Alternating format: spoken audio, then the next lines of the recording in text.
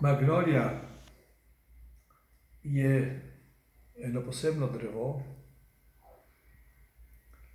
katero mi je ustvarilo eno veliko poglobljeno razmišljanje, kaj to drevo pomeni.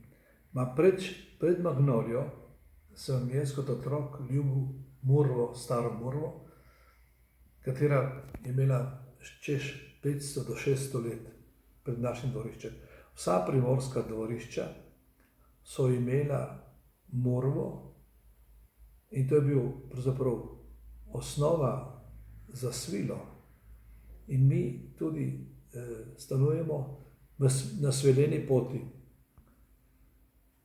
Tukaj so bila različna križišča poti, od svilene poti, železne poti, poti konjev,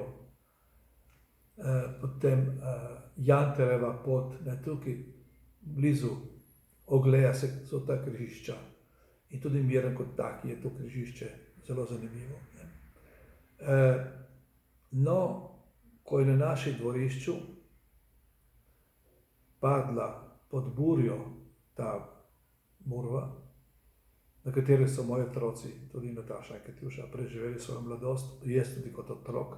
Se pravi, v drevesu je bilo svetišče oziroma hiška, majhna hiška. Potem, zatem je tudi moja mama umrla in jaz za posvetitev tistega prostora svetega na dvorišču sem sadil magnolijo in lansko leto je imela 200 belih cvetov. Bel cvet je pravzaprav pomeni preporod, pomeni postati belin, Bog belin.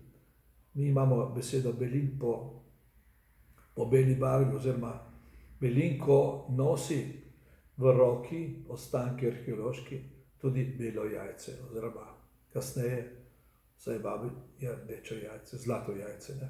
No, oblika je magnolijasta. Izkoristil sem pač to idejo, da postavim en mali lingam, eno malo jajce v sami vsebini. Barva je prirodna in sicer mineral, plavi mineral, kateri ima to lastnost, da spreminja vodo. Ko nalijemo v to posodo, v tej posodi se voda popolnoma spremeni zaradi tega minerala in ima višjo vibracijo, dokazano po Čiterju in Emotu, tem svetovnim raziskovalcem, ki so šli v srce strukture vode kot take. Voda, vemo pa, da je osnovna, je dobra za vse nas. Slovenci sicer rajši pijemo vino kot vodo.